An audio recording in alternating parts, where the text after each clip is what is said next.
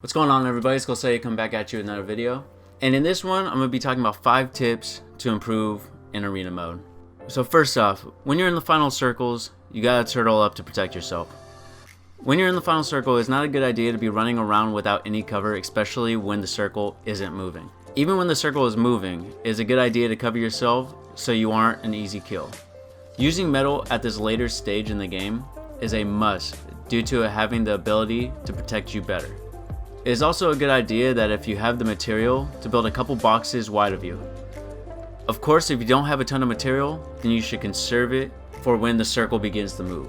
When you are boxed up, it is also useful to use a cone instead of a ramp, since you are able to manipulate it into many things.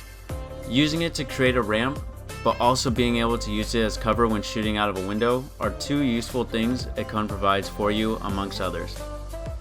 Building a cone on top of you will also give you the ability to look through it, and this is very useful so that you know where everyone is and where to rotate when the circle begins to move. Number 2, you gotta use movement items strategically. Season X has taken away many of the movement items we have been accustomed to using in Season 9. We are left with drift boards, shockwave grenades, and launch pads as our main movement items to move around the map. There are a few rift zones left, but as soon as the circle begins to move away from those areas, they become useless, but of course, if they are in the circle, use them to their full extent. For the sake of getting more points, we will be focusing on the items that you can consistently use in later zones. Unfortunately, the drift boards are useful during the early and mid game to get around, but they are not very useful during the late game due to it being hard to cover yourself while riding and you being an easy target. This leaves us with launch pads and shockwave grenade. You should be prioritizing shockwave grenades if you do not have launch pads. Due to the material cap and the last tip that I just went over, conserving your material is key. If you get into a late game situation where you don't have any material and someone else does, then they control the whole fight and you are essentially at their mercy. Use shockwave grenades and launch pads in order to move yourself up and down mountains, or to strategically put yourself in good positions in the final circles. This will eliminate you having to waste a ton of mats getting from one place to another and covering yourself in the process. Number 3, find 1 or 2 good landing spots that you can go to every game. Landing at the same 1 or 2 spots every game gives you the ability to learn the ins and outs of the area. You'll learn how to land properly to be the first one on the ground. You'll learn where all the chests are in order to get a better loot for yourself. You learn how to rotate out of the area in order to give yourself the best chance of surviving. You also learn how to fight there, which can be the biggest thing in the early game where there is so much randomness involved in what your loadout can be. If you want to take it a step further, try landing at the same building every time as well. One thing that can also help is don't land at the popular places. Even though it can give you the ability to get a lot of kills and rack up points, it will also put you at a risk of not getting placement points, which are more valuable than elimination points unless you're getting more than 6 eliminations per game. And 6 eliminations doesn't sound like a lot, but when you get into the higher divisions, it will be hard to come by.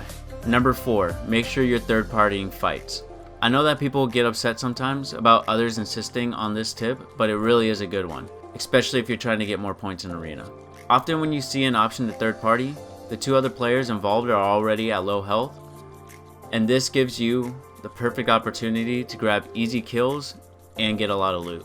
During the early and mid game, this comes in various ways and in different situations, which also means it isn't always to your advantage to third party. If the circle is far away, or if there are a lot of builds and they have insane high ground to pick you off, then maybe it is best to leave the situation, move towards zone. But if you are in a good position to third party, then do it. Oftentimes they won't see you coming. In the late zones, third partying can be the best thing to do in most cases due to the risk and reward. It can be risky to third party fights due to you not having any builds in the fight, but if you come out on top, usually you have the best loot to pick from, and I'm talking about scars, rocket launchers, gold combat shotguns, and more.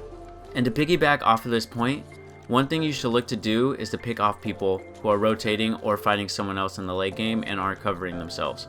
These will be the easiest kills you can get, and in some cases can rack up points for you in a very short amount of time.